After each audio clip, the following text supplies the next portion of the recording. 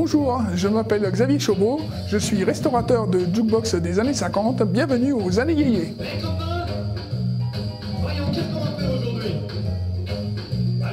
Ce virus, je l'ai attrapé au début de ma carrière, dans les années 90. J'ai commencé à travailler dans une société qui faisait de la réparation de jeux automatiques. J'ai toujours été intéressé par le son, le vinyle.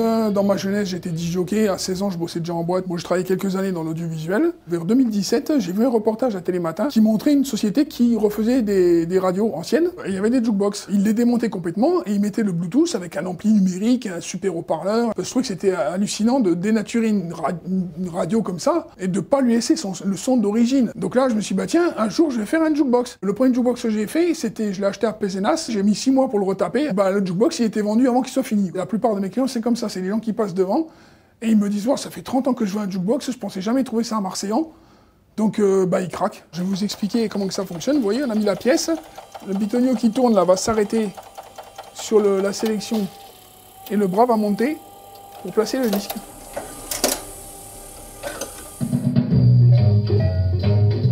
Le bras, il va monter d'un côté pour la face A et le bras va monter de l'autre côté pour sélectionner la face B du disque. Et ensuite, vous avez en même temps une pince qui s'articule au milieu là pour caler le disque quand il se charge sur le lecteur. Allez, on va remettre le capot, le porte-étiquette.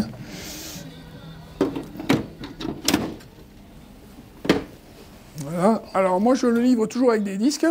Et le client me dit s'il veut des années 50, 60, 70, 80, voilà. Et parfois, le client me ramène ses disques, et à ce moment-là, je lui place ses disques, je lui fais les étiquettes, et comme ça, il a ses choix.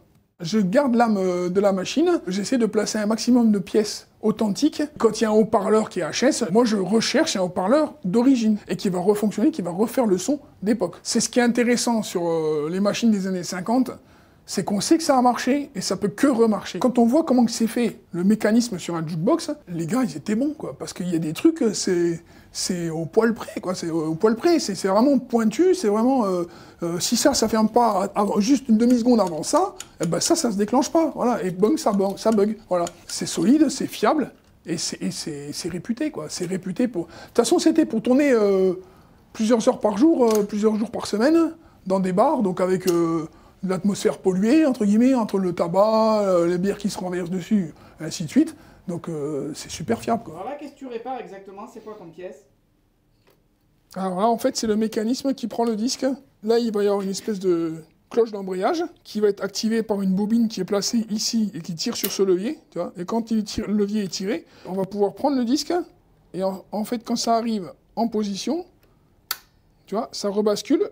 L'embrayage est bloqué et le moteur va continuer à tourner et va lire le disque. Tout ce mécanisme se positionne ici sur des rails. Devant, il y a un capot en verre.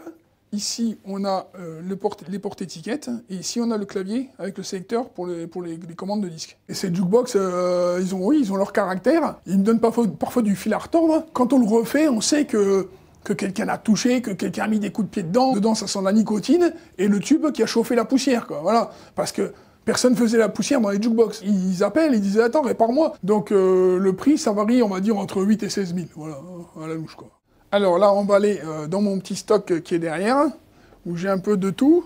Et là, donc en fait, j'ai 2 pièces qui vont sur le mécanisme. Donc ça, c'est le système d'embrayage, qu'on appelle la clutch, donc la cloche d'embrayage. Et ça, c'est le bras de lecture que j'ai démonté, que j'ai nettoyé également. Quand un jukebox me résiste, c'est justement ce qui est marrant, quoi. Voilà, si ça marche tout seul, tout de suite, moi, ce qui m'intéresse, c'est le suivant, quoi. Voilà, une fois qu'il est fini, paf, suivant. Quand ça redémarre, moi, je suis bien content. Je coupe tout, hein. Je ferme la porte, je coupe la musique et je tends l'oreille. Et je sors mes narines. Parce que quand on met un truc qui a 70 ans, quand on le remet en route, des fois, il y a un transfo qui va chauffer, puis à un moment, il va sentir le roussi. Donc là, il faut vite tout couper. Alors quand ça marche du premier coup, qu'on se dit, il n'y a pas de question à se poser, ah, c'est royal. Moi, je saute au plafond, je suis content, quoi. Ah bah là, il faut tout nettoyer, tout remonter. Tout est oxydé, donc...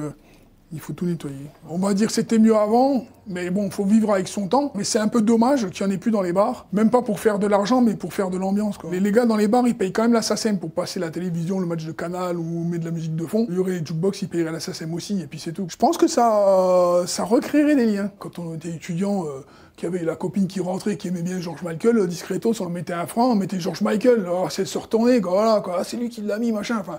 C'est quand même des pièces qui prennent de la valeur. Voilà, c'est ce qu'il faut savoir. Parce que, déjà, il y a l'effet de mode, ça vient de loin, donc il y a le transport, il y a les frais de douane, les pièces détachées, bah, la ferraille, ça a doublé depuis la guerre en Ukraine. Ce qui fait monter la cote, c'est non seulement le côté vintage et collector, mais c'est aussi le coût de la vie. Mais après, faut pas acheter ça pour faire de l'argent, faut acheter ça pour se faire plaisir. Voilà. Le but, c'est quand même de le mettre dans son salon et de se faire un délire et de mettre des pièces. C'est le côté ludique. Et bien voilà, on a commencé à remonter le mécanisme.